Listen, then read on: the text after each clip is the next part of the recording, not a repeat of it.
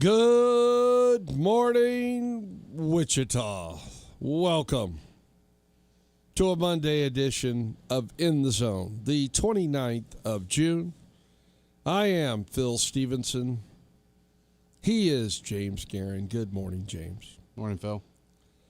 You're listening to 1410 AM, 93.9 FM, KGSO, where you can also tune in on the KGSO Facebook page with Facebook Live, the stream on KGSO.com, or the app SC Wichita.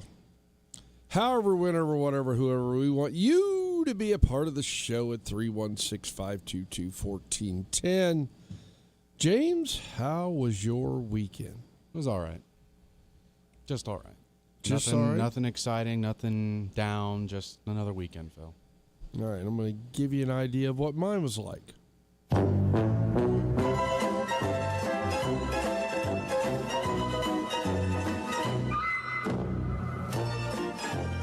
There we have it. Not very good weekend of playing baseball. I'll just say that. Made a trip to Great Bend on Friday night. Lost 7-4. Then Saturday, we were a part of the Cowtown Old Timers game out in Augusta. It was actually kind of cool. There was about 8, 10, 12 people that dressed up in old-time uniforms, and our players participated with them, split up, played with different teams, and we had a good time.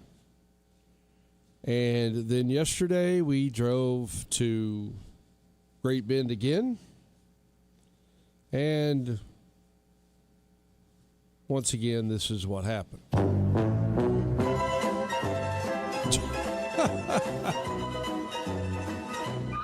That's right. James, we let 2 pop-ups in the infield drop for base hits. We didn't cover second base on a force out that would have ended an inning, which cost us 3 runs. We lined out, I don't know, 8 or 10 times yesterday. Once for a double play. No, actually twice for double plays in innings. And we got run ruled 14-4. Not a good weekend for me. And then Saturday was a Father's Day celebration at my house. Guess who cooked the hamburgers and the hot dogs? Hopefully you. It would have been me in 90-degree heat outside where I didn't want to be. That was all right. Everybody was nice. We all had a good time. But it was hot. That's all I can tell you. 522-1410 is the phone number. Can you better that weekend, or please tell me you had a better weekend than that? I just watched a lot of sports, Phil. That's all it was. That's it? Yep. All right. I'm trying to, I'm going to have to start over. There's so much stuff up here on this screen. I'm going to have to start over. I do believe. How about that? To get the information up that I want right now. Okay, what happened? Anything big happened in the World Cup since we are in World Cup mode here for another 3 weeks? Well, the first game of the round of 32 was yesterday. There was only one game yesterday. And I had to find out why there was only one game yesterday, and it's just to kick off the elimination. Kind of like how there was only one game to start the World Cup when Mexico played. So it was kind of the same thing, but it was a great game yesterday. Fantastic game.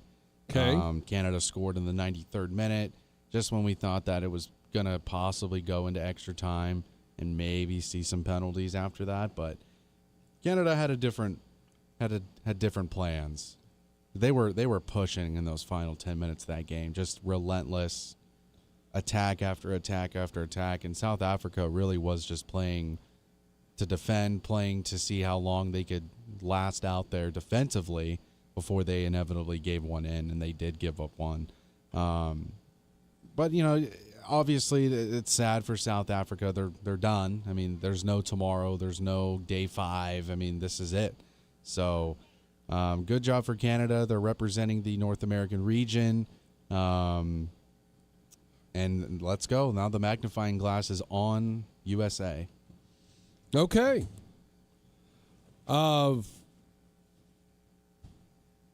It took them 92 minutes to get a goal.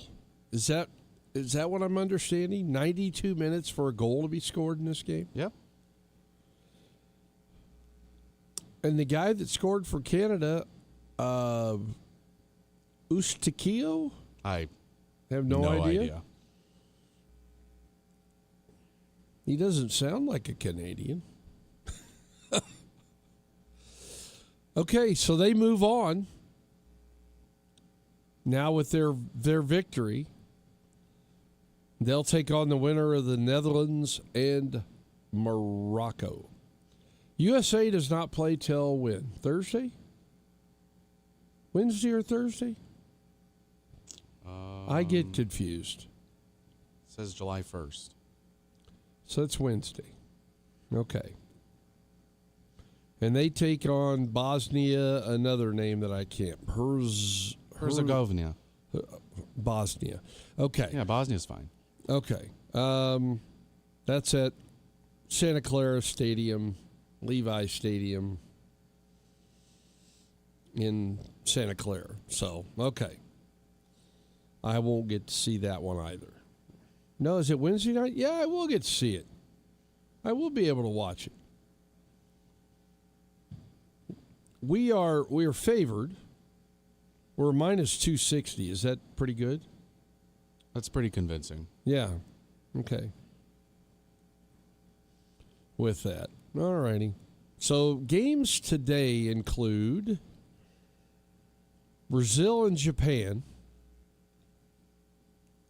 from Houston, Texas. Germany and Paraguay in Foxborough. And the Netherlands and Morocco down in Mexico. Just as a question, as the bracket shrinks, do the locations shrink as well? I think so. Have you noticed? I mean, do they continue to play in Mexico in the next round? I think they only do one in Canada and one in Mexico for the elimination games. Okay. And we don't know where the game was yesterday. Or do you? You watched the game. But, Phil, I've told this to Doug, too. I don't care where it is. Oh, okay. It's truly a variable that doesn't matter. It was in Inglewood. Okay. Like both of these, all the teams that are playing with the exception of the 3, are going to have no field advantage over the other. Right. I understand that. Okay. Well, I was just wondering if Canada got to play in Canada. I don't think they did. Well, they didn't win their group. Right. So they. Yeah. It's too bad, so sad. Sorry. Yeah. Oops. Oops. We'll just say that. Oops. All right. Well, the World Cup rolls on today, as I mentioned, with the 3 games taking place to roll forward. All right. Who do you still like now in the knockout round? Well, I'm still going to stick with my team that I picked from the very beginning. Yep. Okay. Even though they haven't looked the sharpest, I believe that they'll be able to still get the job done. They got the talent. They just got to apply it. They don't play till Thursday against Austria, of which they are a heavy favorite over Austria. I'm looking to see if any of the over-unders are more than 2.5. No, when we get to this stage, we'll see them mostly 2.5. Okay. Here's one at 3.5 with France and Sweden. And Mexico and Ecuador is 1.5. Mexico hasn't given up a goal. Ooh. Okay. All the ones today are 2.5. So, all right, there's our World Cup update. This point, in case you want to know, the Cannons are back in action again tonight out in Augusta against Hutch. So, hopefully, we can rebound nicely somehow, some way. Okay. Did you watch any baseball over the weekend? No. No. Okay. Fair enough. Sonny Gray threw a no-hitter into the 8th for the Red Sox yesterday, and they swept the Yankees. That's a big deal. That is a big deal. At this point. So now the Red Sox are only 10 games below 500. Only? Only. Guess who has the worst record in the American League? I could probably guess. Oh, come on, tell me. It's the Royals. Of course. What are they waiting that's for? That's with a win yesterday. I don't understand what they're waiting for. At this Especially after Friday's game, I was ready for it on Saturday morning. Yeah. I was waiting for it. 22-1. I was waiting for it. They gave up 35 runs in 2 days. Do you think it would actually probably be more beneficial if they said, you know what, we don't even need a manager, let's just have the players do it? I mean, could it be any worse No. than what we've been seeing?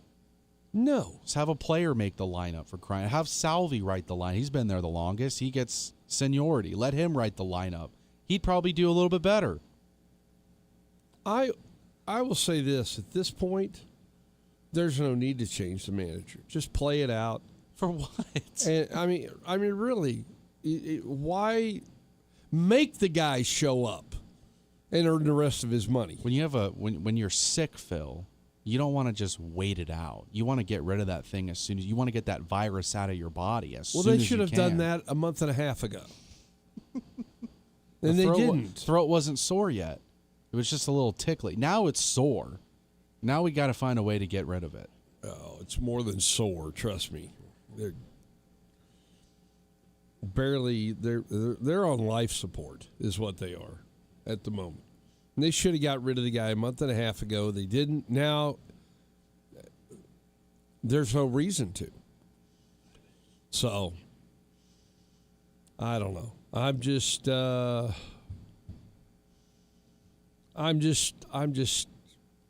It's pathetic. I said it before, and I'm going to say it again. Please. 2 years ago for the Royals was the absolute worst thing that could have happened to this franchise. Them winning all those games, them making the playoffs, them giving everybody hope, Quatraro fooling everybody, and look where we're at 2.5 years later. I know, but the front office has done nothing to make changes. The only thing that they've done is whine about wanting a new ballpark. Who did they lose from 2 years ago that has made that significant drop off? Who is someone that has left the Royals and they're with another team and they're hammering it? They're fine. They look better. The only one that I'm aware of is Ryan O'Hearn, who left and went to. But I think he left that he either got traded or released and picked up. I'm not sure how it happened. Went to the Orioles. And change the scenery, good for him. Now he signs a free agent contract with the Pirates. That's where he is now. But there hasn't been, that I can remember, a significant, outfielder or anything else. They've still had, they may have changed their corner outfielders. But the core of the team is still the same. It's still Garcia. It's still Witt. It's still Pasquantino. It's Salvi. Isbell in center. The same starting pitchers except for all the guys being hurt. And they added Noah Cameron, who he'd been hurt once this year. Back pitching now.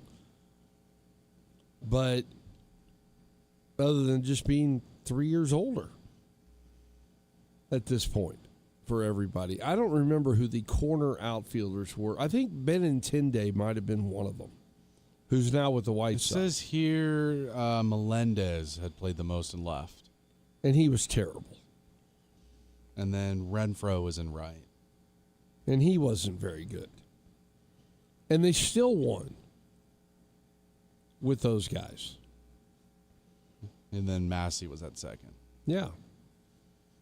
Where he and Lofton now play, and they sometimes put Lofton. And then, you all you've done is bring in journeyman outfielders until Caglione got called up. And it took you a year to figure out, leave him in the lineup every day. I mean, a year, one solid year before you figure it. And then it took an injury to your first baseman to decide to put him in the 3-hole and just leave him there every day. I don't know. Could we have another version of Wally Pipp? Who we'll see. 522-1410 is the phone number. Of course, we'll get more into this later in the Diamond Highlight Zone. That will be coming up. Interesting that yesterday that the golf tournament went to a playoff, the Travelers, and they couldn't finish it yesterday. They ended up having to do it this morning. Mm-hmm. And Victor Hovland won the first playoff hole Monday morning. He made a 7-foot birdie putt, and Scotty Scheffler missed his 4-foot birdie putt, and it was over. Apparently, Scheffler had to make an 8-foot par putt in almost darkness to force the playoff. And they hang around for one more day to play one hole. Okay. So yeah, that's what took place there. In case you wanted to know, it happened early this morning. Hovland wins $3.6 million, gets 700 FedEx points. Scotty Scheffler gets $2.1 million. And third place, Colin Morikawa, who shot a 61 on the final round, finishes in third at $1.3 million. Wyndham Clark, who won the U.S. Open, that's a pretty good 2-weekend pop right there. He won $4 million something at the U.S. Open, and he wins $760,000 here. That's over $5 million in 2 weekends. That's very similar to about what James makes in 30 years. And who am I talking? I'm in the same boat. I don't know if I've made $5 million in my lifetime. If I went back and added it all up, I don't know. Gee, many Christmas. So, but there's a golf update for you, just so we have that as well.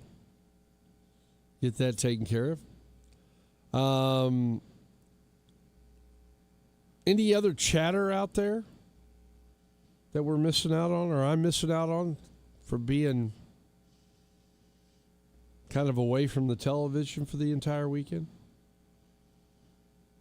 It was just a lot of day 3 drama for me, at least. Because remember, I was saying that there was that game that they both tied. Iran wouldn't go through. Well, Yeah. that happened.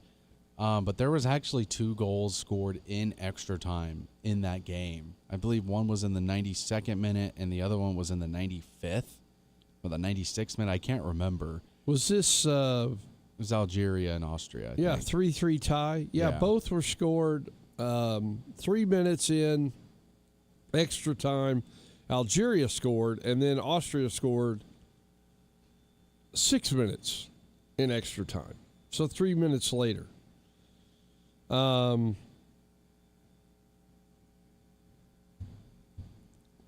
they tied, so they both went on, and Iran went home. That's correct. Is that correct? Mm-hmm. Okay. But Did it it didn't- surprise you that they played 3-3? wasn't expecting it. I think a lot of people had 1-1.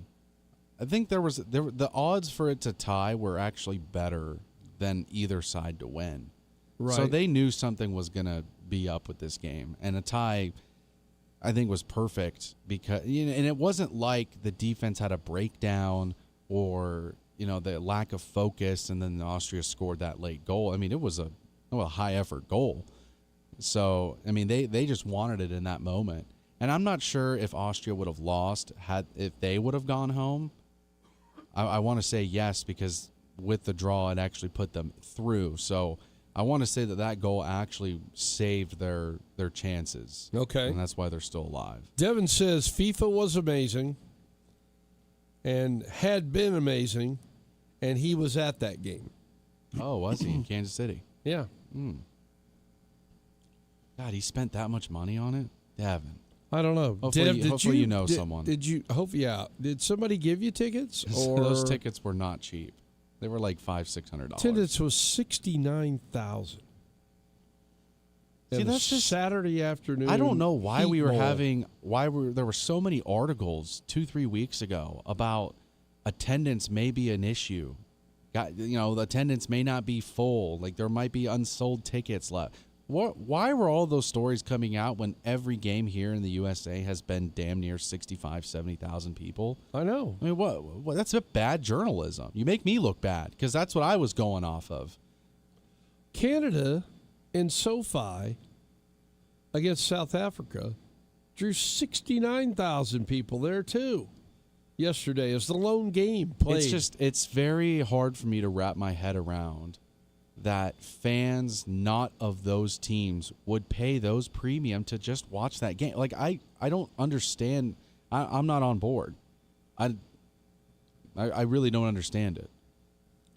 Colombia and Portugal played to a awesome 0-0 tie or a 0-0 draw. Is that the term? 0-0, yeah. Okay. In Miami Gardens. That game was humid. Holy smoke. It was 88 degrees over there with 70% humidity. And 64,000 people showed up to have nothing to root for. Nobody scored. Well, they had a goal and then offside was called and VAR. And this one was probably the most fishy of them all. I've seen many of social media posts saying that this VAR, the frame that they show you is not an exact replica of what may actually be on the field. I don't know how much validity there is to that, but there have been a lot of criticism about this VAR system and, the game shouldn't be you shouldn't decide on a few millimeters because this guy's, remember Kevin Durant, his toe was on the line. Yeah. Changed the 3 to a 2. Well, this was the same thing. The guy's toe was behind the final defender, and so that's what they called it offside. Like, I mean, I'm talking like 2 inches maybe offside.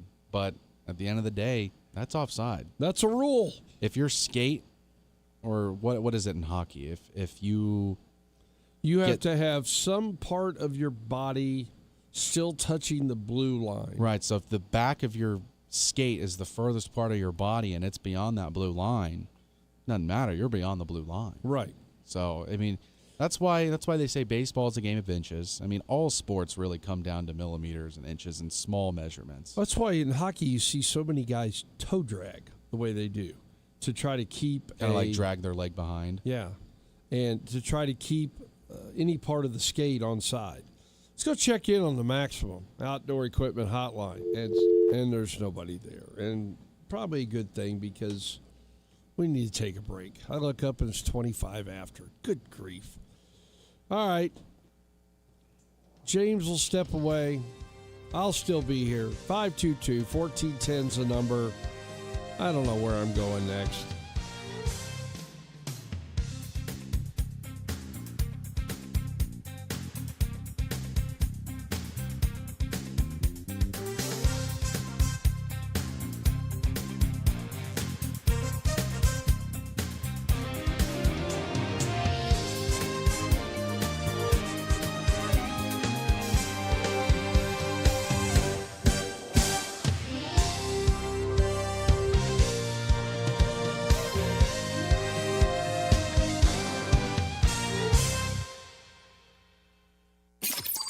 This portion of In the Zone is brought to you by Kansas One Call. Call Kansas One Call at 811 before you dig. Get in the zone, on KGSO. This is The Herd. You got to be consistent. With Colin Cowherd. Mic check. The New York Knicks made to build this team was questioned. I mean, obviously, they fired Tibbs. People weren't sure about that. Go back and look at the columns. The Karl Anthony Towns trade, well, they had to give up Dante DiVincenzo. That didn't go over well. Jalen Brunson free agency, most people thought, why? This is The Herd. Weekdays at 11 a.m. right here on KGSO and on the SC Wichita app. Welcome to Halligan's second location. Halligan's is now open at 1106 South Seneca in Wichita. It's the same great Halligan's experience that you know and love, but now bigger and better than ever. Whether you're meeting friends after work, enjoying dinner with the family, or just looking for a night out, Halligan's delivers great food, cold drinks, and a fun, welcoming atmosphere. Stay for the live music and karaoke, or kick back on our spacious outdoor patio and see why Halligan's is quickly becoming Wichita's favorite neighborhood gathering spot. Halligan's Wichita, 1106 South Seneca. Be happy, behave, or be gone. Spend an evening with the legendary John Anderson at Seven Clans First Council Casino. Saturday, August 15th. John Anderson in an intimate acoustic show. Get tickets online at sevenclans.com or the casino box office. Don't miss John Anderson. Coming to First Council Casino in Newkirk. KGSO Studio presented by Seven Clans Casino, Hotel and Resort. It pays to cross the line. Wichita's home for sports talk, going 20 years strong. This is KGSO.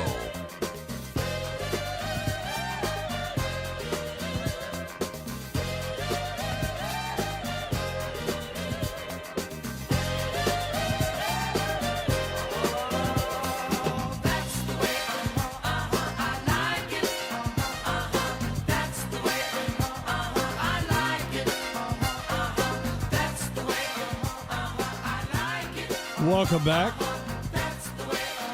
In the Zone rolls on this Monday, the 29th of June. We're almost to the end of June. Where did it go?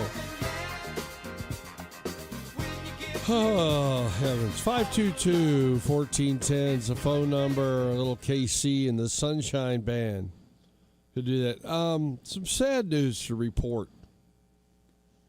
In the NFL,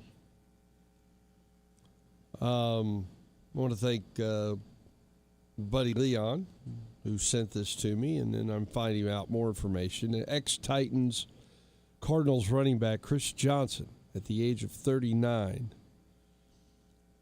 has come out to say he has a ALS diagnosis. And he was on with Michael Strahan this morning on GMA. Is using a speech-generating device. And apparently it has been very rapid in its development. Found out in 2025, and it's now to the point to where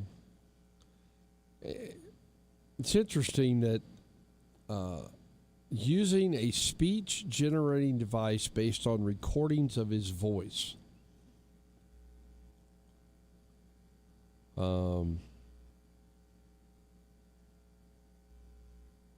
He played for 10 seasons, starting 2008 to 13 with the Titans, the Jets in 14, the Cardinals 15 through 17. In 2009, he rushed for 2,006 yards, which is seventh best in NFL history for a season.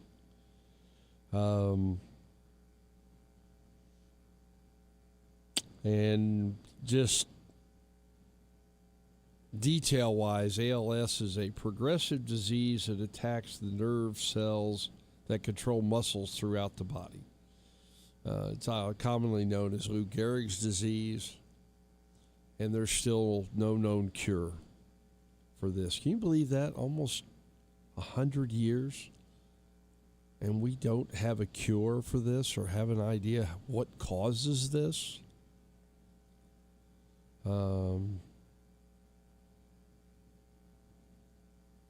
That's just, it's crazy. So anyway, just thought I would put that out there. Chris Johnson, former NFL running back, age 39, diagnosed with ALS.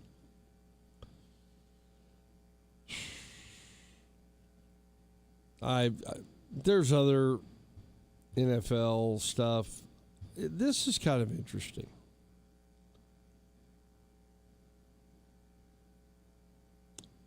The new stadium going up in Orchard Park, New York for the Buffalo Bills,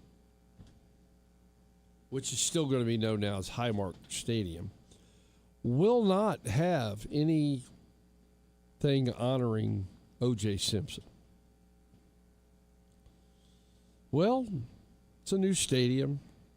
A lot of things have happened since O.J. was a running back for Buffalo. And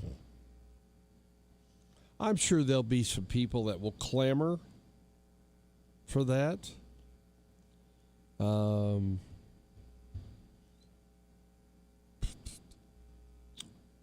Said the Bills will still honor legends in the team's family circle area outside the new stadium. Simpson will be the only one that's not. Okay. Well, they've decided to take a stand, and this goes back a ways. Simpson died 2 years ago at the age of 76. And the Bills have chosen to distance themselves from anything involving O.J. Simpson. I don't know whether it's right or wrong, but it's their choice, their decision. And move on. So, another tidbit of information. Can't keep quarterback Brendan Sorsby out of the limelight. Guess who else doesn't want him right now? The CFL. They made the statement, upholding the integrity of the league and ensuring fair competition are paramount to the CFL. The allegations involving Brendan Sorsby are serious and concerning, and at this time, the CFL will not register a contract for him, and no team will be permitted to add him to its negotiating list. How about that? The CFL doesn't want you. They don't want to deal with this problem.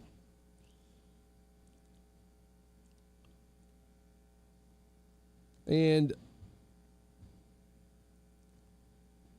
like we said, Sorsby admitted to betting thousands of times on college and pro sports, bets that totaled upward of $90,000 and included 40 wagers on Indiana football while he was on the team.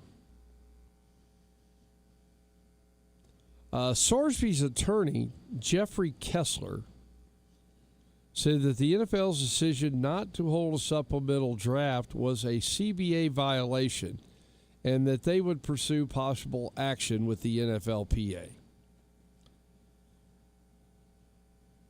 I'm not sure how that's a CBA violation. You would have to explain that one to me. This guy's lucky if anybody decides to take him at any time.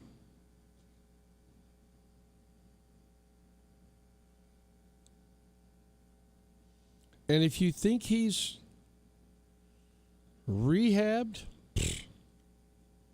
I don't think so. I don't think so, is all I'll say. So that's some NFL news.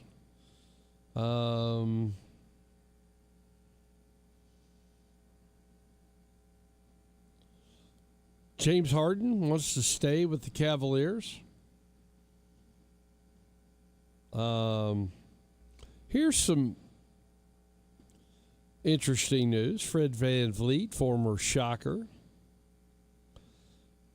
said is going to opt in on his $25 million player option for the 2026-27 season with the Rockets. His restructured deal comes as no surprise. It provided some short-term financial flexibility for the Rockets while providing VanVleet additional years of security. But, of course, he missed this whole past season with a torn right ACL during an unofficial team minicamp in the Bahamas. Or it was ahead of training camp. So they are going to hope to get him back and ready to go for this coming season. He'll be a difference maker. You know what's crazy is the last two big free agent signings of players who were not drafted, or contracts, I guess I should say, of players. Austin Reeves obviously just signed one with the Lakers. The previous one, Fred VanVleet with the Rockets. Those are the two largest contracts of non-drafted players. Both of them former Shockers. Huh.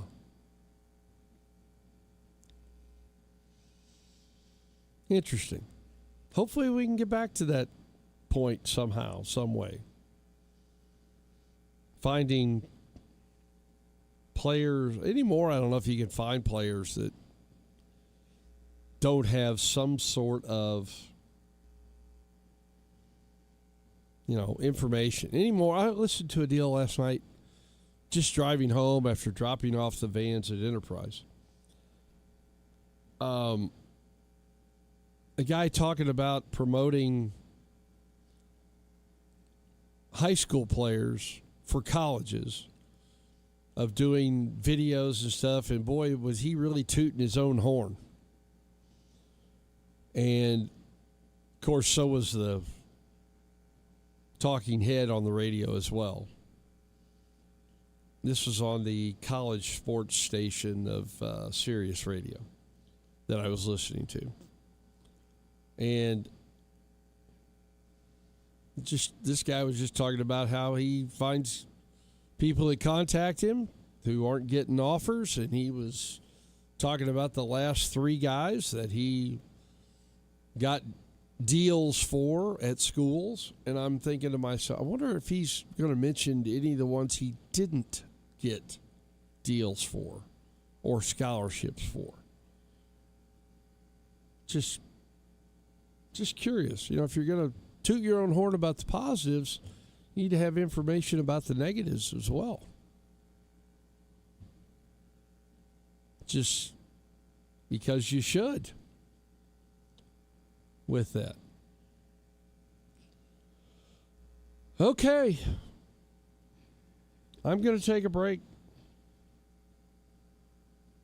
As those of you that follow the show know, the Diamond Highlight Zone for the weekend coming up next.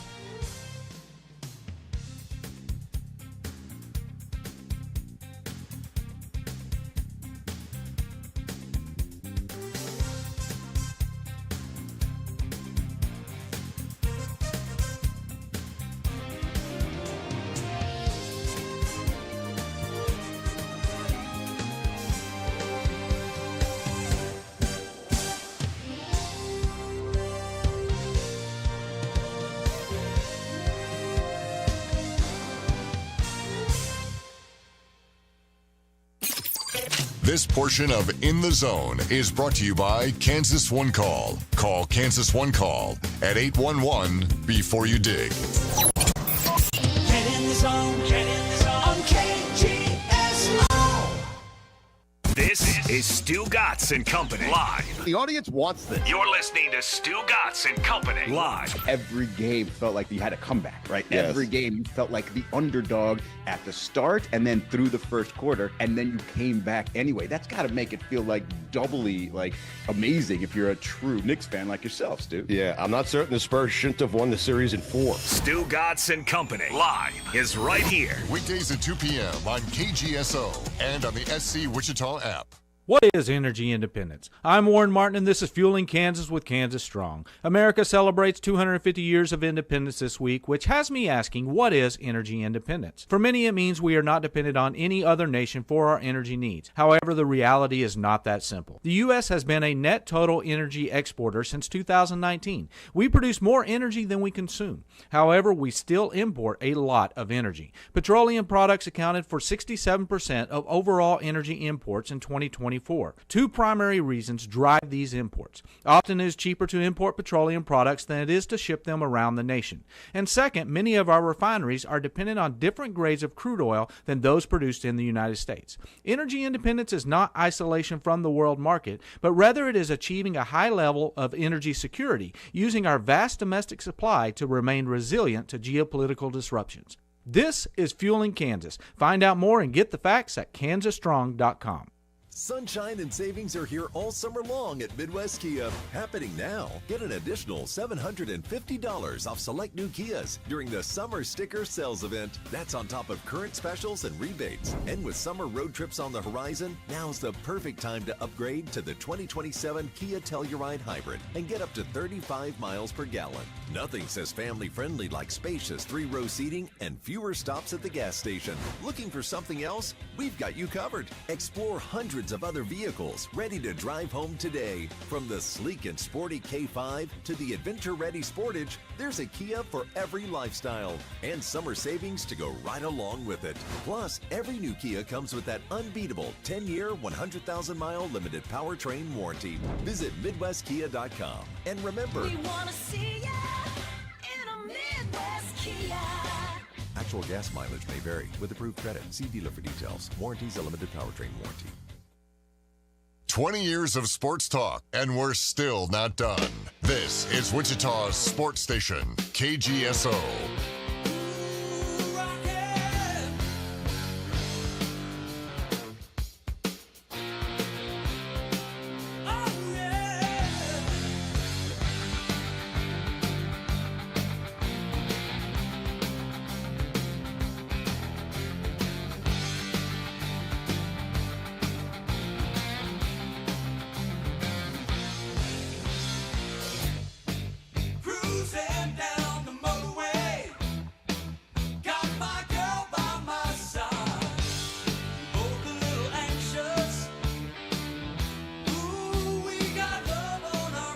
Little 38 special brings us back here on In the Zone. But you've been anxiously waiting for the Monday version of the Diamond Highlight Zone. That's right. Where James and I recap things from over the weekend that took place. And James, I'm going to let you start. All right, we're going to go back to Friday. Twins over the Rockies 9-8 in 10 innings. The Twins were up 7-0 at one point in this game. The Rockies then put up 3 in the 8th, and they put up 5 in the 9th on a double and 2 home runs. And then in the bottom of the 9th, Byron Buxton had an RBI single. He was 3 for 5, 2 RBIs. That ended up being the winner. And Royce Lewis had the walk-off RBI single. Buxton had an RBI single earlier in the inning. Twins win 9-8. Okay. I'll go back to Friday because I want to toot the horn of your Athletics, who had a 7-run 5th inning in the game.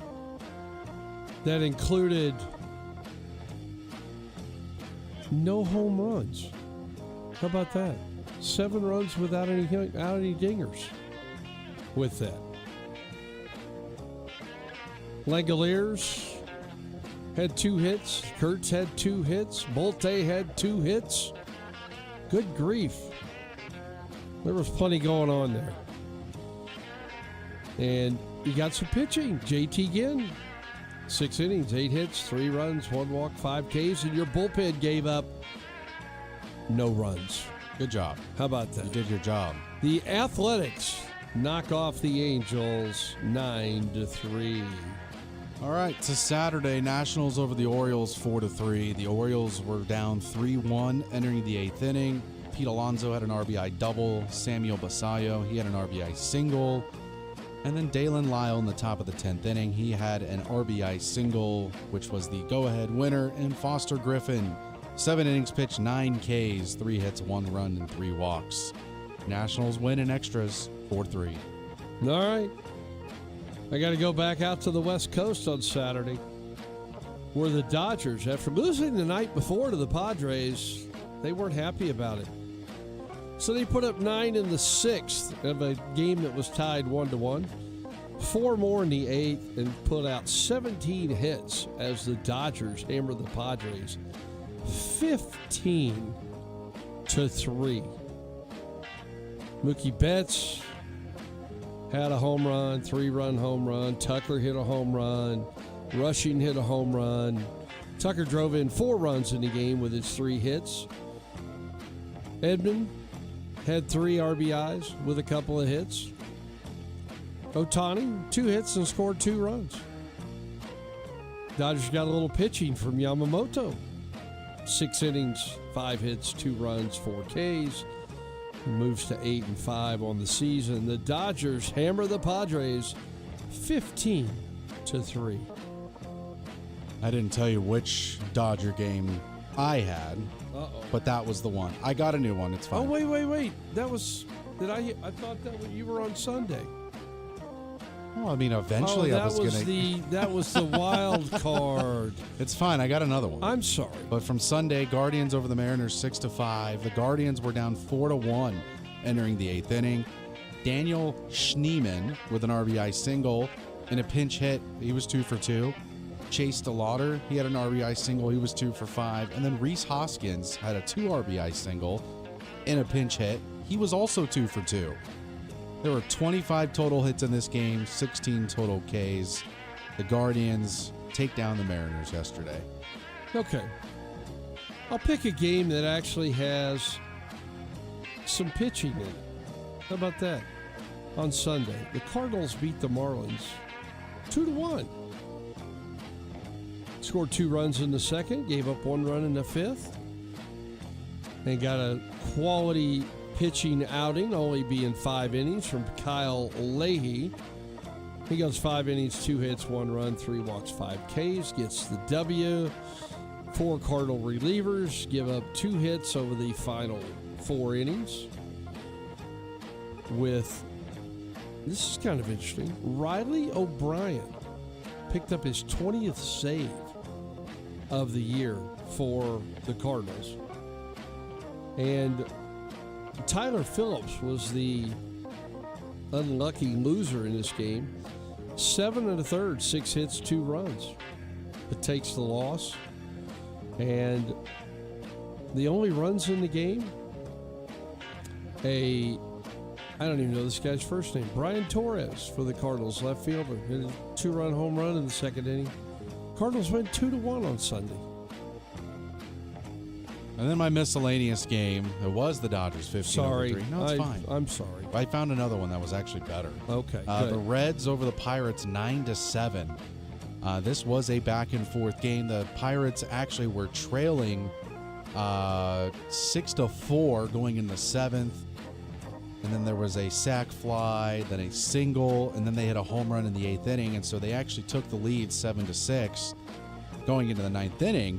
And then the Reds and Eugenio Suarez had a 3-run homer in the top of the 9th inning to give them the lead and the win. The Pirates are back to 500. The Reds are 4 games under 500. And out of the 16 runs, only 4 home runs total in this one. Pitching, nothing to write home about for either side. I mean, Chase Burns had 10 Ks in 6 innings, but other than that, everything was pretty sound. But the Reds with the 9th inning win, 9-7. Okay. I got to bring this up. This happened on, I believe, Friday. Mitzarowski from the Brewers threw a 105.5 mile an hour pitch during the Brewers' win 6-2 over the Cubs in this game. Mitzarowski went 6 innings, 2 hits, 1 run, 8 Ks in getting his 9th victory of the season with this. And for the Brewers, Contreras hit his 9th home run and drove in 2 runs. And Mitchell, their center fielder, hit a 2-run home run as well for the Brewers. But starting pitcher throwing 105.5 miles per hour, I just thought was interesting. Suzuki hit a 2-run home run solo home run, drove in both runs for the Cubs. They lost 6-2 to the Brewers. And my series from over the weekend actually extends back from Thursday. The Red Sox bring the brooms out in Boston over the Yankees. They won on Thursday 6-3, won on Friday 6-1, won on Saturday 4-1, and then won yesterday via a walk-off to win 5-4. It was the first home sweep of the Yankees since 2018. The Red Sox out-hit the Yankees by 12 hits in this series. The Yankees struck out 7 more times. The first 3 games of the series really was no sweat for Boston. It was that Sunday game, I think, that just the cherry on top to bring out the 4-game sweep with a walk-off hit. So that's the best series overall. The Yankees are 3 games behind the Rays? That was a series I don't know. they Get could to that not. in a minute. They could not afford to get swept in that series, and they did. All right. My series, I guess, I'll go to the Royals getting beat on Friday 22-1. The only highlight was Carter Jensen keeping his hitting streak alive on Friday. Saturday, the Royals were consistent. They scored 1 run again, but they only gave up 2. They lost 2-1. Way to go, Royals. And in that game, Carter Jensen kept his streak alive. But on Sunday, the Royals get off a 4-game losing streak with a 5-4 victory over the White Sox, and Carter Jensen extends his hitting streak with 3 hits in the game yesterday and 2 RBIs. He's at 19 games Well, now. Phil, if we keep talking about it, you know what that means. I know. I'll stop. Okay, so the Royals win. How about that? They avoid getting swept over the week. How do you give up 13 runs one day and 22 the next? Don't fire anybody. Just keep them all there. And at the end of the year, clean house, including the owner, for that matter. Can we just fire the owner? Is that a possibility? I don't know. Do what they did in Spider-Man and vote him out. Vote him out. All right. Thanks to a Rays 5-game winning streak and a Yankees 4-game losing streak, the Rays are a game ahead of the Yankees right now with the best record in the American League at 48-33. Toronto 10.5 back, Baltimore 11, Boston 12.5 back. The White Sox and the Guardians are tied atop the Central, and I run out of time, so I'll get to this, the top of hour number 2,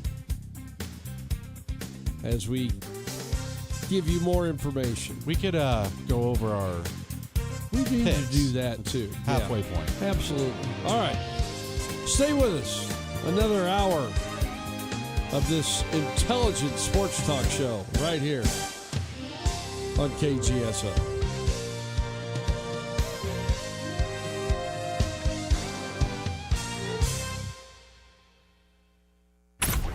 This is The Herd.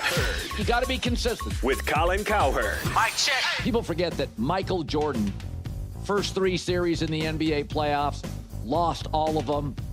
Wemby is 22. He just faced a smart, veteran, well-coached, physical Knicks team. Shocking. It didn't go particularly well. This is The Herd. Weekdays at 11 a.m. right here on KGSO and on the SC Wichita app. Across Kansas, new equipment is ready now at Lang Diesel Incorporated. From Massey Ferguson tractors built for straightforward, dependable performance to Fendt machines engineered for next-level efficiency, it's all here. With 10 locations, Lang Diesel makes it easy to get the equipment, parts, and support you need fast. Visit Lang Diesel Incorporated today. Find your nearest location at ldi.us. Lang Diesel, your Kansas Fendt dealer for over 35 years. Go Hog Wild Pit Barbecue. The best barbecue deal in town is at Hog Wild. Right now, Hog Wild is serving up a $5.99 meal that's big on flavor and easy on your wallet. Get a one-meat sandwich, your favorite classic side, and a drink, all for just $5.99. Want brisket? Upgrade to our tender slow-smoked beef brisket for only $1.50 more. Pulled pork, juicy chicken, and hot links. Everything is smoked fresh, made daily, and piled high. This is real barbecue at a price that's hard to beat. When you want big flavor and a big deal, head to Hog Wild for the $5.99 meal deal today. Great food, great price, great barbecue. Join us for lunch or dinner or order online at GoHogWild.com. Hog Wild Pit Barbecue, 6 locations in Wichita, also in Derby, El Dorado, Hutchinson, and Salina. Go Hog Wild Pit Barbecue. Hog Wild, get some for you. But don't be late, we close at 8. Market information from the Mid-America Egg Network. I'm James Garrett. Moving through a Monday over in the corn market. July corn down 9 1/4 and 403 1/2. Kansas City wheat for July up 1 1/2 at 612 1/2. In the bean market, July beans down 14 1/2 at 1111 3/4. Soybean meal for July down 220 at 304.80, and soybean oil for July down 74 cents at 70.56. In the cotton market, December cotton up 43 cents at 76.81. And in the energies, crude oil for August up $1.23 at 70.46. Unleaded gas for August up 6 cents to 2.89. Heating oil for August up 8 cents to 3.18, and natural gas for August down a dime at 3.17. And over in the stocks, the S&P 500 rises as U.S.-Iran agree to halt hostilities, gain restrained by selling in chip stocks, with the Dow Jones up 408 points at 52,284, the S&P 500 up 50 points at 7,405, and the Nasdaq up 270 points at 25,567. Market information from the Mid-America Egg Network. The Kansas City Royals were able to squeak out one win over the weekend in the series with the Chicago White Sox. That came yesterday as the Royals beat the White Sox 5-4. They're off tonight. They'll wrap up the month of June by starting the series at the K with the Tampa Bay Rays tomorrow night at 6:40. The Wichita Wind Surge lost 5 out of 6 on the road at Midland. The Surge lose yesterday 10-5. They're off tonight as well. They will take on Tulsa at Equity Bank Park starting tomorrow. That's a look at your sports. I'm Doug Downs. Sports Report brought to you by Burwell Construction. Decks, pergolas, patio covers, roofing, siding, windows, guttering, and more. 316-794-3430 or online at burwellconstruction.com. This is Wichita's sports station, K230BY, 93.9 FM, 1410 AM, and 99.7 HD3. KGSO Belle Plaine, Wichita. What's the biggest myth about interscholastic performing arts? That you have to be the most talented or experienced to participate. The truth is, anyone can be a part of their school's performing arts. There are countless opportunities for students to participate, from theater, choir, and band to speech and debate. The bottom line, if you want to perform, there's a place for you. This message presented by the NFHS and the KSHSAA. Broadcasting live from the KGSO studios in West Wichita. You just tap in and leave it on. This is In the Zone on Wichita's sports station, KGSO. Get in the zone, get in the zone on KGSO.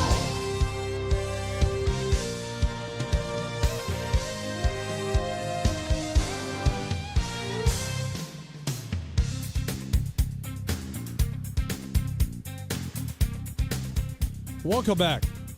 Hour number 2 of this Monday edition of In the Zone, the 29th of June. I'm Phil. That's James sitting to my right. Good morning again, James. Morning, Phil. Okay. Our Diamond Highlight Zone continues on with standings after the weekend. And then we're going to give you our halfway report of what James and I predicted teams on over-under for W's. See where we were good, we were bad, or we were ugly. See if we can get hired by someone. Somebody. Or put on a blacklist. Just Anyway, I'm with you. They need to let a different guy every day pick the lineup at Kansas City. I mean, it can't get any bad worse. Could happen, yeah.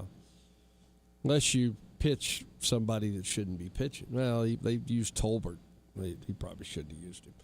Anyway, all right, we'll start over. In the American League East, Tampa Bay has a 1-game lead over the Yankees. They have the best record. In the American League, they've won 5 in a row, including 2 of those against the Royals. Blue Jays, 6 games under 500, 10.5 back. Baltimore, 7 games under 500, 11 back. And the Red Sox, even with the sweep of the Yankees, they're 10 games under 500 and 12.5 back in the division. In the Central, the White Sox and the Guardians are both tied right now for the top spot of the Central. The Twins are 5 games under 500, 4.5 back. The Tigers, 14 games under 500, 9 back. And the Royals, with the worst record in the American League, 15 games under 500, 9.5 back. Out west, a new team at the top, thanks to a 4-game winning streak. The Texas Rangers at 500, 42 and 42. Mariners, a game under 500, a half game back. Houston, 2 games under 500, a game back. Your Athletics, 4 games under 500, 2 games back. And the Angels, 13 games under 500, 6.5 back. They're still in the race. The Angels are. How can this be? The division sucks. It's bad. The wild card in the American League. It's the Yankees, the Guardians, the Mariners have the 3rd spot right now.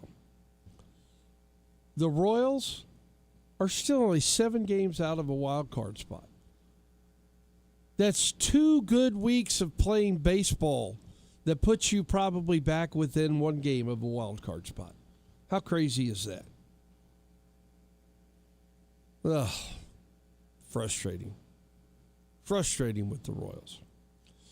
All right, in the National League, the Braves, I'm still shocked by this. Braves have a 3-game lead over the Phillies. Phillies have made up 4 games in the last 10 days. They're 3 games back. Well, they've caught up a lot more in the last 2 months. Oh, I know. They're 10 games above 500. Braves are 49 and 33. Phillies 10 games above 500. Marlins are 4 games above 500, 6 games back. The Nationals 1 game above 500, 7.5 back. And the Mets, who fired their manager, it didn't help. They still got beat over the weekend. They're 14 under 500 and 15 games back in the division. In the Central, the Brewers now have the 2nd best record in baseball at 50 and 31. They have a 5.5 game lead over the Cubs, who are 8 games above 500. Cardinals 5 above 500, 7 games back. Brewers lead the Cubs by 5.5.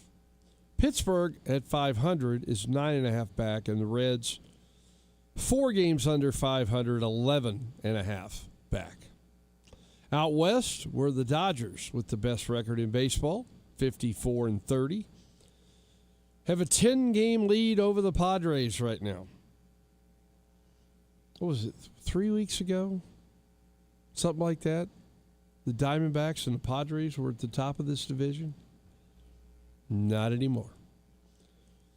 Padres 4 games above 500, 10 back. Diamondbacks 1 game under 500, 12.5 back. The Giants 13 under, 18.5 back. And the team with the worst record in baseball, the Colorado Rockies, 18 games under 500, 21 games behind the Dodgers. Ouch, is all you could say. In the wild card right now, in the National League, Philadelphia, Cubs, and Cardinals.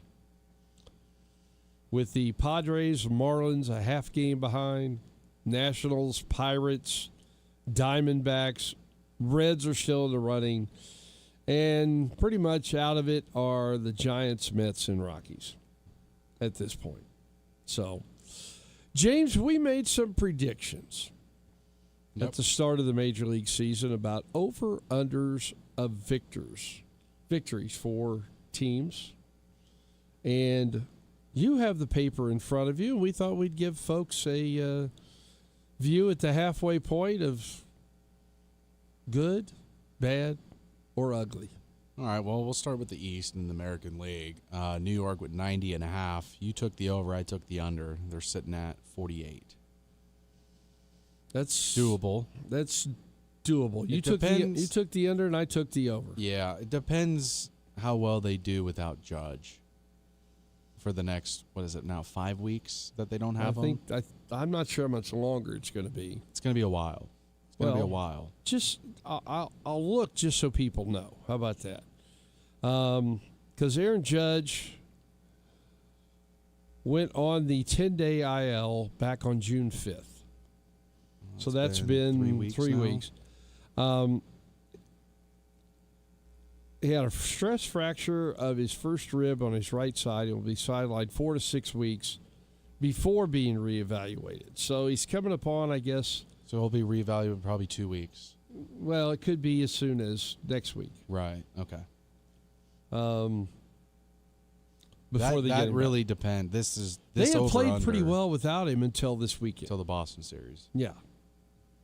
So at 90.5, or is that what it was? 90.5? 90.5. I still have a shot. Yeah, it's doable. Yeah. Toronto 88.5. We both picked the over. Oops. That's not going to happen. They're at 39 right now. Yeah, that's not going to happen. No. Boston 87.5. You took the under. I took the over. I'm looking pretty good there. That's probably not going to hit for me, but the under is looking good. Baltimore 85.5. You took the under. I took the over. That was probably going to hit the under.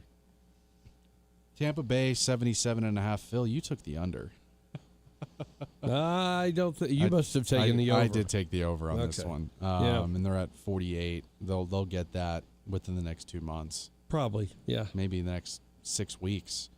So yeah, that we're about average on that one. Okay. AL Central Detroit 85.5. We both took the over. That's not happening. KC 82.5. We both took the over. That's not happening. That's not happening. Minnesota 72.5. We both took the over. That could happen. That still has a chance. Yes. Those are 5 games under. Cleveland 79.5. We both took the under. That one's going to be close. Yeah. That one will be within 2 or 3 games. And then the White Sox 67.5. We both took the over. They're going to hit that easily.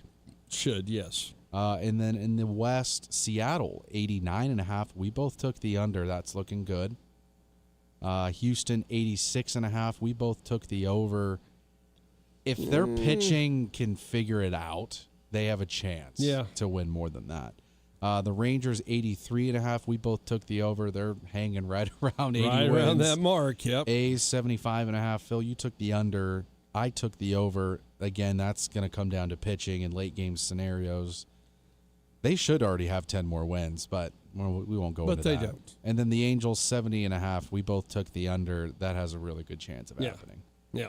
Okay. So they're not terrible for the American League. No. Not terrible. Not bad at all. And then over in the National League, the Mets with 90.5. You got the under. I took the over. You could go ahead and play my clown song if you want. That was by far the worst prediction out of all the teams that I had. Wait. I since you offered, I got to pull it up. Yeah, I deserve it. I don't know what I was thinking. The Mets. It's the damn payroll. It screwed me. Second highest payroll in baseball and one of the worst records. I don't know if you want to go with. You could go with managerial. That to me is just players. That's just a bad clubhouse. Okay, go ahead. Philadelphia 89.5, and if they play like they have been the last 3 weeks for the rest of the season, they could get that. Yep. They very well could get that, but I think it's still a little too early to pen it in. And you and I took? You took the over. I took the under. Okay. So I think that's going to come down to maybe the last week. That'll be a coin flip. The Braves 86.5. You took the over. I took the under. Darn. The Marlins 72.5. You took the over. I took the under. They're hanging around 500. They may hit that. And then the Nationals 65.5. We both took the over. That's looking pretty good. Yeah, it is. I agree. They're still hanging around 500 as well. We know our baseball so far. For the most Not part. bad. For the most part. Central, the Cubs 88.5. We both took the over. I don't know. They seem like an 85 win team with their ups and downs that they've had this year. Very inconsistent, but they're tied back to having the best record in the last 10 days with the Marlins. Yep. They're both 8-2 in their last 10, so I don't know about that one. That one's still a question mark. They had their June swoon. I like that. How about that? The Brewers 84.5. You took the over. I took the under, and that's probably going to hit the over. The Reds were at 80.5. We both took the under. I think that's trending that way. They had a good first 40 games, but the last 40 have not been that great. Not near as good. The Pirates 78.5. 78.5. We both took the over. They're hanging around. They're right there. They're right there. And then the Cardinals, we both took the over. I think that one's pretty safe. Yeah. What was the number? 69.5. Oh, yeah. We're good. They only need 27 more wins. We just didn't believe that the Cardinals organization in itself would be that bad. No. Yeah. And then the NL West, the Dodgers 102.5. We both took the under. They're actually on pace to break that, but I don't see them keeping the... They'll probably in the last week lose their final 7 games just to get everybody ready for the playoffs. Well, they'll rest players, their pitchers, for probably the last month. That's the way it looks right now. Blake Snell, he's hurt now, but we won't see him again until October. But he'll be fine. He'll be ready to go. He'll be ready to go. Because they're at 54. The Padres, 83.5. Phil, you took the over. I took the under. That's close. Yeah. That one can go either way. Agreed. The Diamondbacks, 79.5. We both took the over. Again, they're right around there. Around 500. The Giants, 80.5. We both took the under. That's our best one that we've done so far. And then the Rockies, 54.5.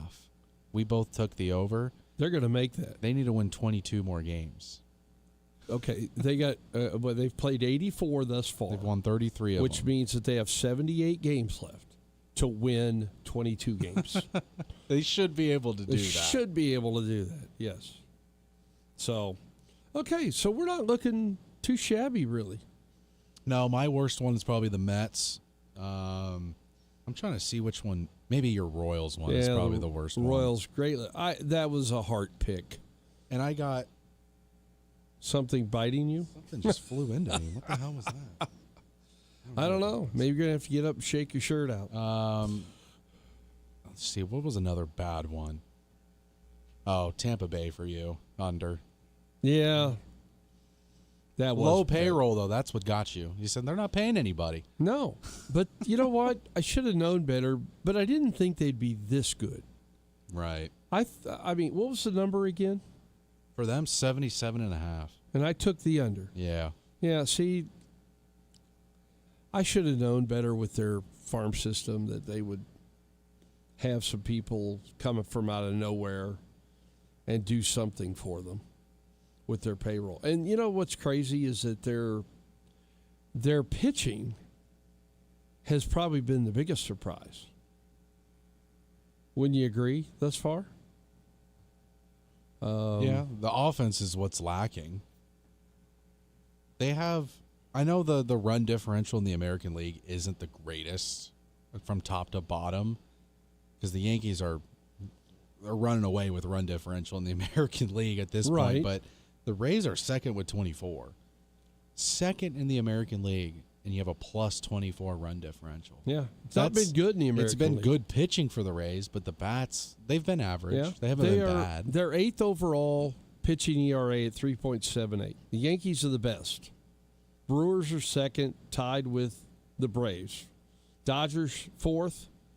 The Red Sox are 5th in pitching, and they are 10 games under 500. They actually have a positive run differential. I don't know. They lose close ones, and they win in blowouts. The biggest shock is, to me, is, the Royals just not good. The pitching this year. Injuries have had a lot to do with that. Bullpen's not been very good. It may be a shock for you, Phil, but personally, it wasn't really a shock to me. See, I thought their pitching. I didn't know Carlos Estevez was going to spend the entire winter drinking beer. That can't be the only reason why, though, that this pitching staff is underperforming. No, but it changed the whole bullpen dynamic. It puts guys in different roles than what was planned to be, and they didn't adapt well. Lucas Erceg is obviously not have the mentality to be a closer. He's the mentality of a setup guy. And it showed, I mean, to me, that's the crazy part. And when you look at it, they don't have a ton of saves, but they're just not very good. And bad managing to boot. I don't know. There's got to be some changes at the end of the season. They're not going to make them now. They're not going to pay somebody else to be the manager. They're going to let this guy just finish it out and hang himself, and he can go back somewhere else. And you got to have somebody that doesn't just do everything by the book. Because a computer could then manage your team, if that's the case. Right. You could just sit somebody down there, punch a button, and this is what it says. Well, that's what they have in front of them now anyway with computers, all in front of them. But you have to have some game sense. And, just as to what's going on, how the thing's rolling out. It just, I don't know. Anyway, that's what's going on there, and they're one of the worst. The worst pitching staff is the Rockies, but that's to be expected because of where they play. Your A's are next to last. Yeah, that has to be concerning. But still only 4 games under 500. But it was a problem that we knew that they were going to have. I mean, we all knew that the pitching staff wasn't there. Now, the A's were they're fine winning 10-9, 11-10. They're okay with that because they have the bats to be able to keep up with that. And that's not a luxury that every team can say. But the A's, I would comfortably be able to say that the A's have an above-average offense compared to the rest of the league. I think they have a core of guys that maybe only 4 or 5 other teams have, that are young. They have plenty of years left on their contract. They're solid players. That's not very common with a bunch of teams around. It's just the pitching staff. If they can figure that part out, which I know that's the hardest part to figure out, is being able to find good guys in your farm system to bring up and, be effective.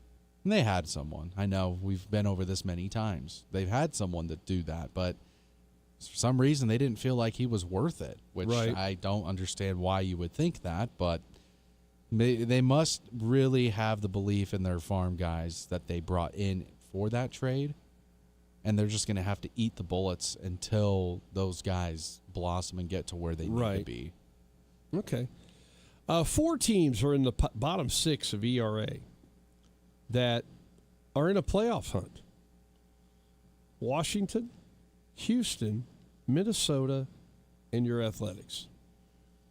Those are 4 of the bottom 6 of ERA. I think the Twins will probably have the toughest time. The way that the Twins are kind of, it reminds me a little bit of the Royals, where it's kind of like just the Byron Buxton show, and then everyone kind of fills in where they need to. Kind of like how the Royals do with Witt. Like, they let him do his thing, and then whenever people can fill in and get their moment, then they do. The difference is I don't think Buxton's as good as Bobby. But right, you look at Buxton's numbers, and you could argue that maybe Buxton is deserving and maybe should be considered an MVP. But I know the team success also is an element that these voters look for. If you're not helping your team win games, then how effective and valuable can you really be? Because he's hitting 270 right now. He's got 25 homers. He's got 40.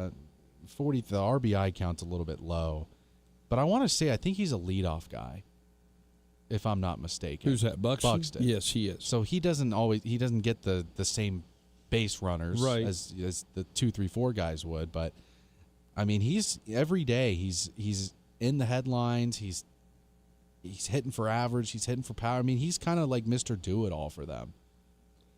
I'm going to throw this at you real quick without looking. Who would you guess is the top run-scoring team in Major League Baseball? It's not the Dodgers. 'Cause outside of the obvious. Yeah, the Dodgers would be the obvious pick, but they're not. Is it the Braves or the Brewers? The Braves are 10th. The Brewers are 4th. There are 2 of the top 3 teams. You would be shocked to know scoring runs.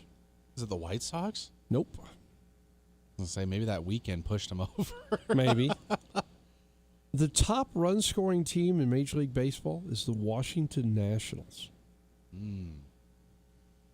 Yeah, they're kind of in the same boat as the A's. You know who's 3rd? The Pirates. That's odd. The Pirates never have great offense. No, they haven't. But if you remember, they made some moves to pick up people. They got Brandon Lowe, or Lau. I'm not sure which way you say that. Who's got 20 home runs and 56 RBIs in Pittsburgh.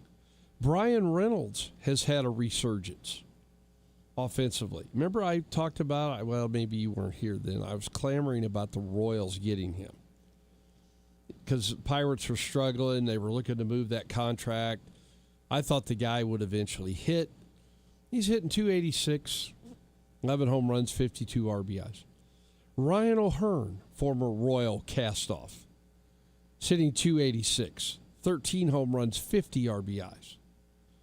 O'Neal Cruz is starting to put it together. They brought up Connor Griffin, who's not been good yet, but I think he will be. He's been a nice spark. Yeah. Young guy. Had an injury issue, so he's missed some time.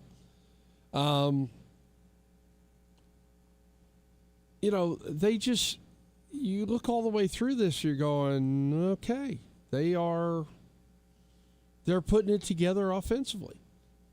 And they're 500. They're not out of any race yet at this point in time. So, I mean, that's kind of interesting to see. And you talked about the White Sox. White Sox are tied for 8th overall with that, and that's without Murakami for the last month. Yeah. To go along with that. And the White Sox are also 2nd in home runs as we speak. Washington is 4th, tied for 4th. Pittsburgh is 8th in home runs at this point. Hey, Royals, where are you? 24th. Well, they're not last, Phil. You're not last. You're right. You know who the worst run-scoring team in Major League Baseball is right now? The Angels? The San Diego Padres. Oh. Think about all the money that they are paying guys right now. Wow. Yeah, and they are the lowest runs scoring team in Major League Baseball. That's why they traded for Mason Miller. Yeah, they're going to have to find some offense, though, if they're going to challenge the Dodgers at all. Take a break. Hope you enjoyed that segment. Phone lines are wide open at 316-522-1410 when In the Zone returns after this timeout.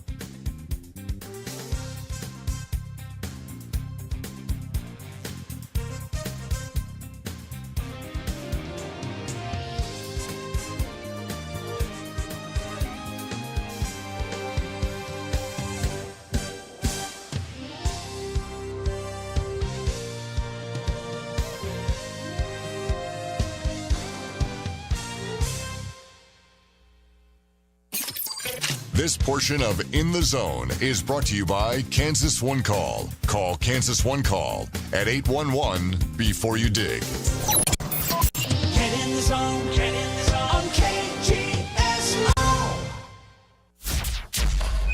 Ladies and gentlemen, this is The Odd Couple with Rob Parker and Kelvin Washington. What I had hoped I saw, Towns had figured it out. He disappeared after that. Now I have years worth of footage versus a 30-day run. My phone is ringing. The bat phone, the commissioner phone is ringing. I'm hello? Because if I'm getting anything from Giannis, if nothing else, is consistency. This is The Odd Couple with Rob Parker and Kelvin Washington. Evenings on KGSO.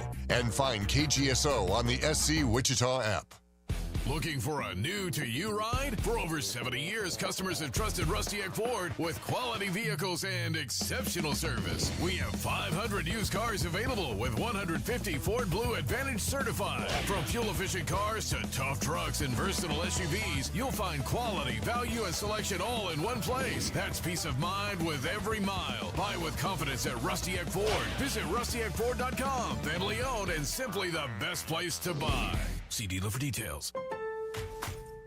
Party at your place this summer? Fix things up inside and out with July 4th deals, now at Lowe's. Get up to 45% off select major appliances and save up to an additional 25% off when you bundle select major appliances. Plus, save $80 on a select Charbroil Performance Series gas grill, now $299. Our best lineup is here at Lowe's. Valid through 7/8 while supplies last. Selection varies by location. See Lowe's.com for more details.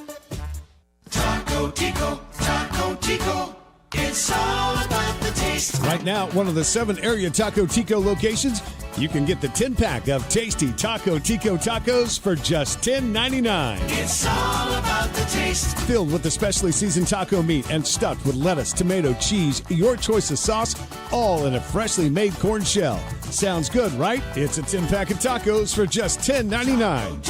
Taco Tico, it's all about the taste. KGSO Studio presented by Seven Clams Casino, Hotel and Resort. It pays to cross the line. Wichita's home for sports talk, going 20 years strong. This is KGSO.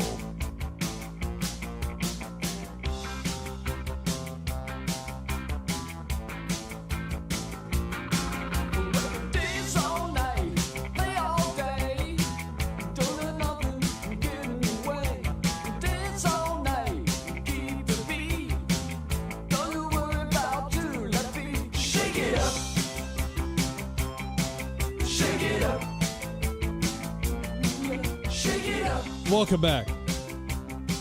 You're in the zone on this Monday, the 29th of June.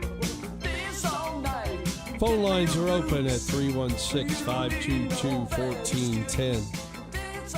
It's going to be another hot, muggy day today here in the Wichita area. Estimated highs between 93 and 95 with humidity running rampant.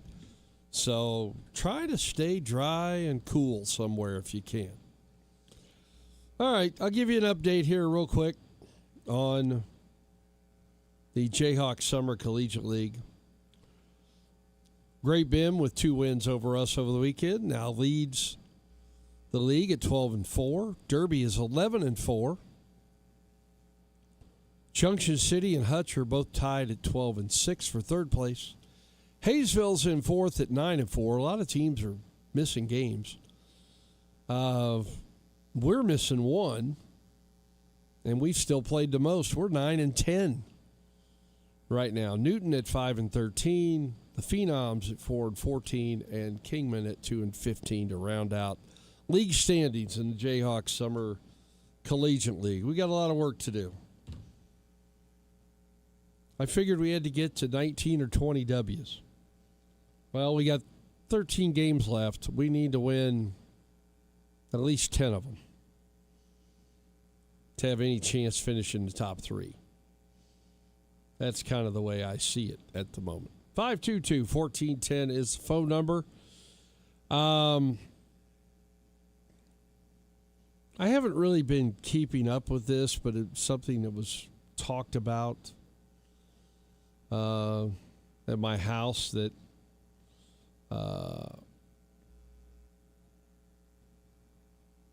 I thought, after seeing the stuff that I saw in the WNBA, boy, they need to talk to their officiating group.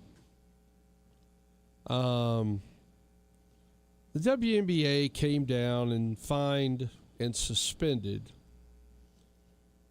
Alyssa Thomas of the Phoenix Mercury for her actions in a little pile-up in a game against the Indiana Fever against Caitlin Clark. The Fever coach, Stephanie White, called it a cheap shot. So the Phoenix Mercury coach, Nate Tibbetts, who apparently thinks that this is a WWE wrestling match out there every night, he called this, I'd like to hit on my disappointment in the suspension process by our league and our leaders in the WNBA. This was not a thorough investigation, in my opinion.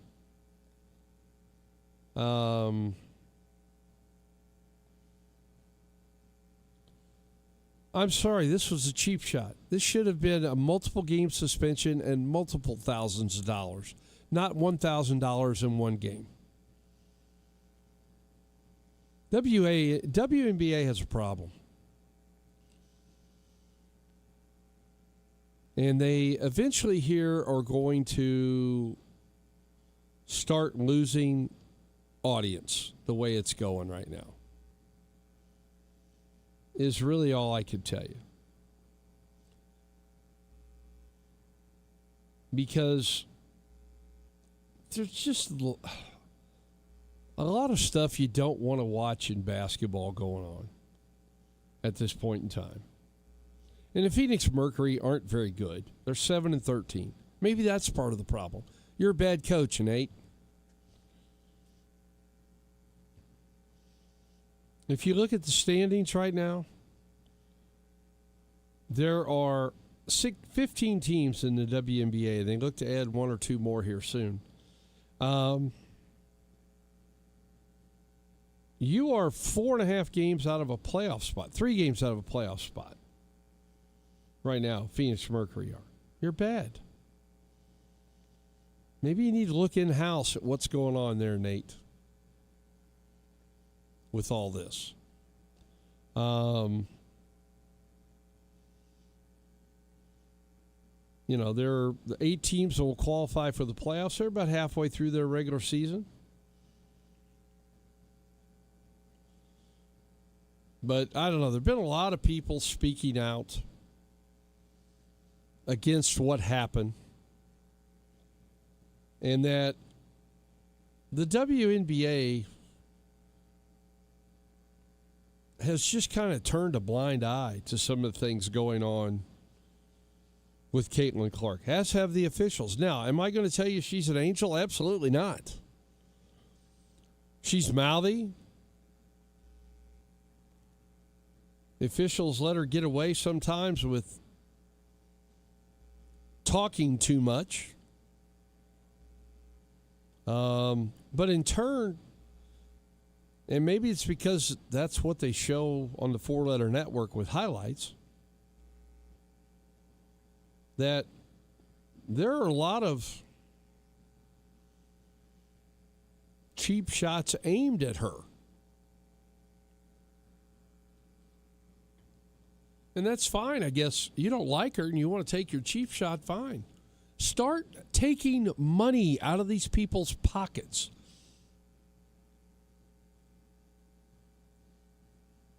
that might slow some of this down. They're making more money than ever before. Every individual player, teams are making more money. They might actually be starting to break even because of the way some of the attendance is. You know? There was a 4-overtime game in Washington, of which the Washington Mystics won 124-123 over the Fire. That's the Portland Fire. And this was in Washington. Game only drew 4,200 people on a Sunday. I don't know if that's good or bad. I have no idea. But that was probably a pretty entertaining game to watch. And I have no idea what the average attendance is in the WNBA right now. Dallas has a pretty exciting new group with Paige Beckers and new rookie Ozzie Fudd. They're above 500 for the season. And in Dallas on Sunday, they only drew 6,200. Uh-oh. Is it starting to wane, or is this becoming more of an average with some teams?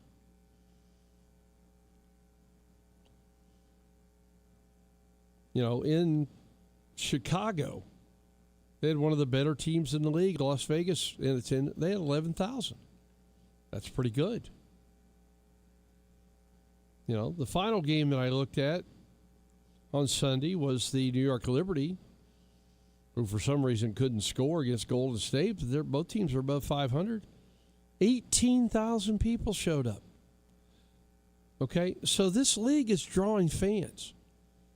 But if you continue this charade of, you know, abuse on players, that's not going to be good for your league. Indiana drew 16,000 on Saturday in that game where they beat the LA Sparks. I've even heard a rumor that there's talk that they may try to trade Caitlin Clark to Los Angeles to spark the Sparks. They don't want the team in LA being bad. They need that market to be good. Caitlin Clark didn't even play, and they drew 16,000 for this.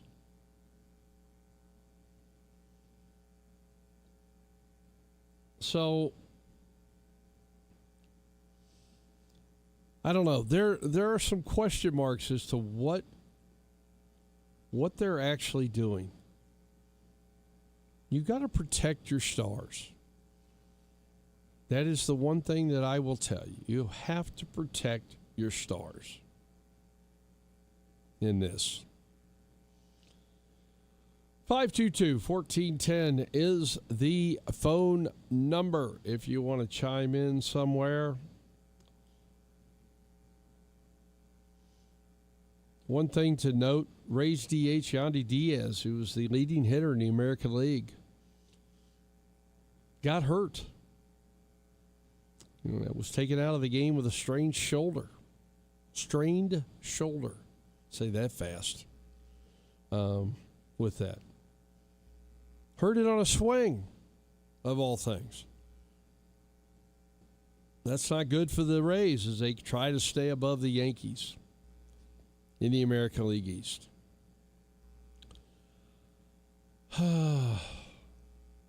Okay. I see I interest you with all that talk. One segment left on this Monday, the 29th of June. James rejoins me, and we'll wrap it up after this.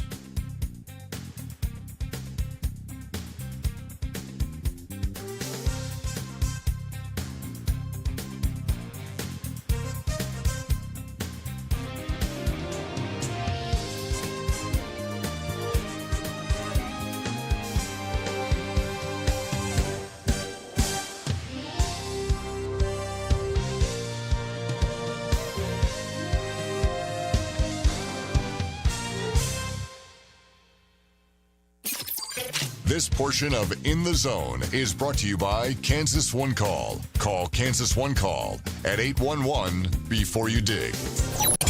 Get in the zone, on KGSO. This is Stu Gatz and Company live. The audience wants this. You're listening to Stu Gatz and Company live. When you look at the Giannis Antetokounmpo sweepstakes, as a Knicks fan, where would you rather see Giannis? I can't choose Sacramento. Unless they come in with a late package right now, no, you can't choose Sacramento. They are not one of the reported options. I am terrified of Giannis being on that Boston team with a healthy Jason Tatum. Stu Gatz and Company live. Weekdays at 2 p.m. on KGSO and on the SC Wichita app. Hey, Phil Stevenson here, and when I need to get in the zone to watch the big game, I head over to Dino's Grill and Tap Works at 21st and Webb Road in Cambridge Market. It's the place to watch all the big games. With TVs everywhere, a great selection of ice-cold beer on tap, and the best happy hour in town from 3 to 6 daily, and all day Mondays and Thursdays. That's half-price wells, martinis, and the perfect margaritas. And oh man, the food is awesome with something for everyone, from great apps and salads to ribs and steaks to homemade pizza. Check out a game at Dino's at 21st and Webb. Wichita's trusted liquor store for over 50 years is Davis Liquor Outlet. 3 generations strong and built on John's promise of the best prices in town. Want more savings? Sign up for our monthly email and get 15 exclusive coupons delivered to your inbox every month. Plus weekly deal. Tuesdays, 10% off 750 ml bottles of liquor. Wednesday, 15% off of micro and imported beer. Thursdays, 20% off most wine. And seniors and military save 10% every day. Shop in-store, online at davisliquoroutlet.com, or download the app. Davis Liquor Outlet, Wichita's go-to for over 50 years.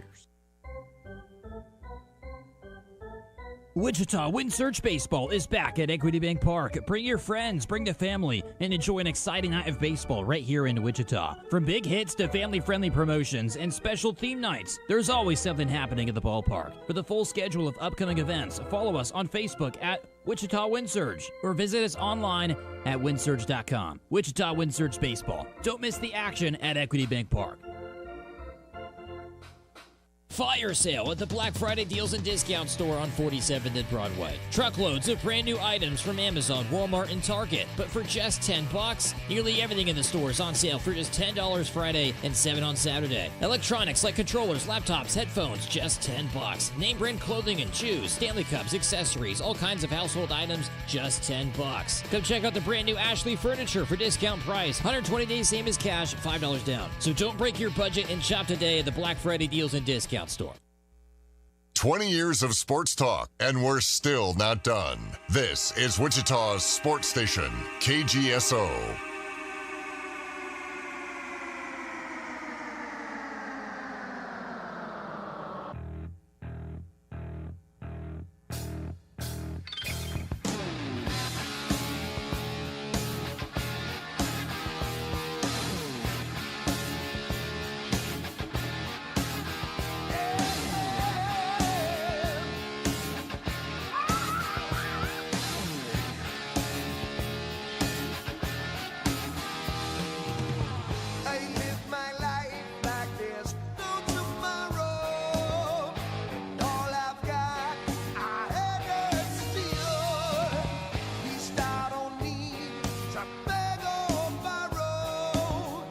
Final segment on this Monday, the 29th of June. You're listening to In the Zone here on KGSO. James is back with me. You got little Van Halen running with the devil there. Speaking of which, the Athletics have who coming up here? Well, some would say the devil. Oh. The Dodgers. The Dodgers. In L.A.? No, it's in Sacramento. I would say over-under runs for the Dodgers for those 3 games in a AAA ballpark. We'll go 24.5. I'm kidding. We'll go 20.5. For 3 Dodgers games? Total runs over 3 games. Oh, I think you were closer with 24 now. We'll go 20.5. Okay. We'll try to remember that. 7 a game. Okay. The Royals don't play until tomorrow. They have Tampa Bay coming in for 3 games. And then Friday, the Phillies. Oh, boy. Or is it Saturday, the Phillies? I don't know. Maybe Friday. No, Friday, I Saturday, don't think Sunday. I don't think the Well, Royals if the play Royals Friday. are Tuesday, Wednesday, Thursday. Yeah, but they don't play Friday for some reason. Oh, are they doing one of those dumb things where the series? Yeah, the series ends on Monday. Yeah, so it's Saturday at 7:10 with the Phillies. Sunday, 2 p.m., I'll be attending that game. And then Monday is a 1:10 start with that. I'm going to try to, when I get there Sunday, try to get there early enough so I can get up in the press box and go. Hopefully HUD will be working. Get to say hi to HUD. And if not, I don't know if John Kruk is traveling with the team with the Phillies. He's a broadcaster with the Phillies. Maybe try to catch up with him a little bit if he's there. So that's my goal. Going to watch a big fireworks show in neighborhood where we're going to be on Saturday night. Sunday, go to the ball game, and then come home so you're not alone on Monday. Do we have shows Friday? I don't think we do. Do we? I was asking Andy, and he's under the assumption that no, but he's got to get the confirmation from Doug. I know. So it depends if Doug wants the day off. If he wants a 3-day weekend, then hold. Well, it's either got to be Friday or Monday, one of the two. Either way, I play on either side of it. It doesn't matter. I got games. But it'd be nice to have the third off because my wife and I have the meal after the game on our home game on Friday. Hey, you know what to get them. What? Did you play it yet? Did I play it yet? Do we even have a sheet for it anymore? I don't know. Oh, you're talking about that. Yeah. That's what you could get for your team. I don't know if there's an updated sheet. No, my wife's going to make food, but what you're referring to, which I didn't do in the last segment, is Taco Tico. Taco Tico, it's all about the taste. How many tacos would it take to feed 24 guys? Well, if they're all college-age guys, then they could probably eat 3 to 4. I was going to go 4 to 5. Just give them an average of 4. So 96 tacos. Let's say 100. 100 tacos. And you got to have something to go with it, right? Because you got to have something else besides the tacos. Maybe some chips and salsa, something like that. So, it would be a reasonable price. Don't get me wrong. I think she's going to make chicken Alfredo. Oh, much better. Okay. Not that saying Taco Tico's bad, No, but it's chicken not. Alfredo. But you can get the 10-pack of tacos right now for $10.99, or 3 wonton tacos for $4.99. So that would be 6 wonton tacos for $10. Yeah, that's a pretty good deal too. Locations: 13th and North Tyler, 35th and North Rock Road, Arc City, Newton, El Dorado, Derby, and Augusta. Could actually get them in Augusta, Or you can order online, tacotico.us. Special at Taco Tico. 10-pack of tacos, $10.99. The 3 for $4.99 wonton tacos, because it's all about the taste. Taco Tico, it's all about the taste. There we go. Back to the phone lines we go. Welcome. You're in the zone. Hey, what's up, guys? Morning, Heaven. Dev. I've been trying to call all morning. I think my phone's on blocked or something. If you have been and I didn't see it, it's because I'm blind. The phone's slightly moved over from the position it was. Yeah. So the light is in a different corner of our eye. Yeah, it's kind of, I'm trying to get used to where the phone is now located. So. Well, that's okay. All right. Hey, the FIFA game was a lot of fun this weekend. Well, which one? I went to the Austria and whatever the help him out. Algeria. other team thing. Algeria. There we go. Yeah, it was very exciting. 6 goals. I think that was the most that any teams have scored this World Cup so far. A total, you mean? It might be up there. It's for a game, yes, that would be up there. There have been teams that have for a game, that's what I meant. scored 6 or 7 goals for one team. Yeah. But, No, that was arguably probably one of the best games of the entire group stage, Devin. So that's pretty phenomenal. awesome. I mean, the whole play was exciting. The goals, I mean, they weren't no slouch goals. You didn't have they to were really take a exciting. second mortgage out of your home, did you?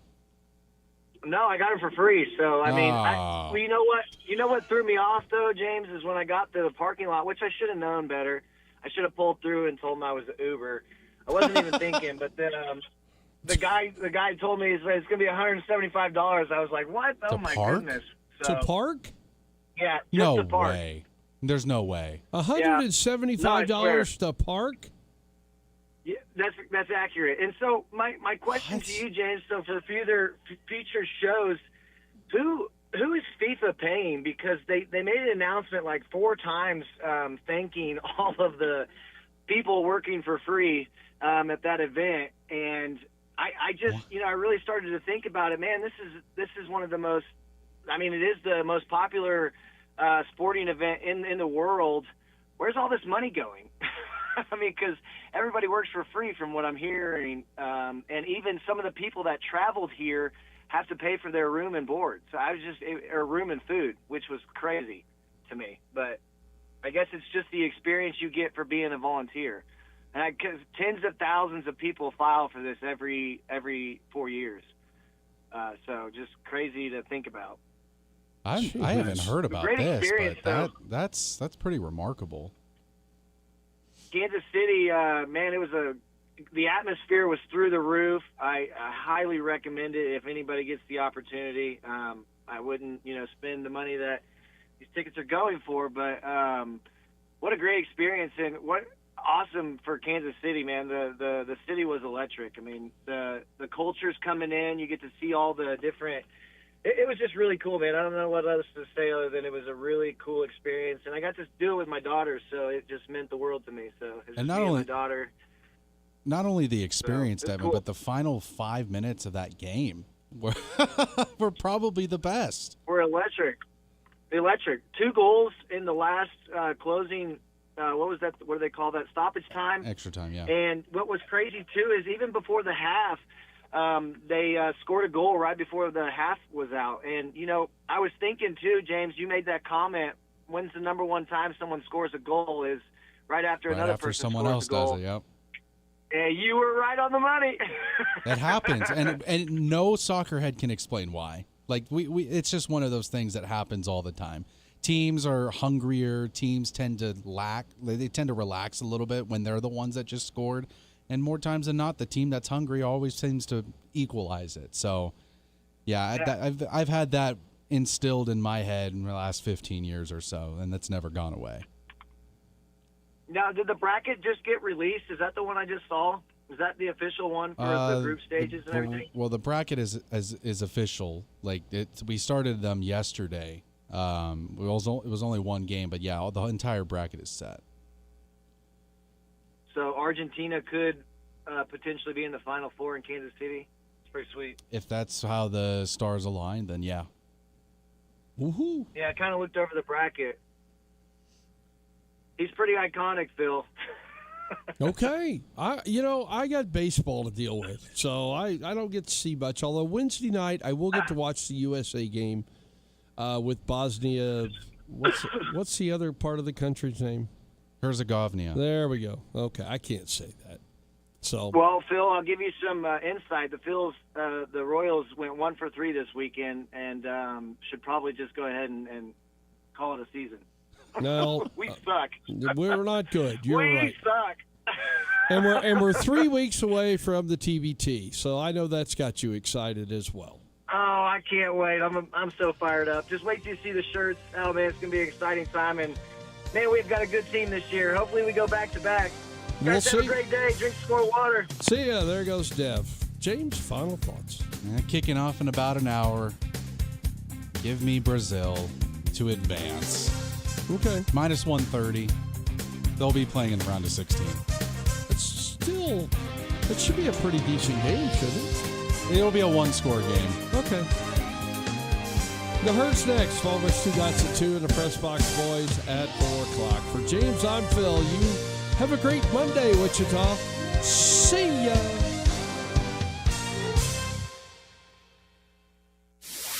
Want to hear more of KGSO? Don't forget to download our app today. Fill out weekly surveys. Register to win great prizes. Listen live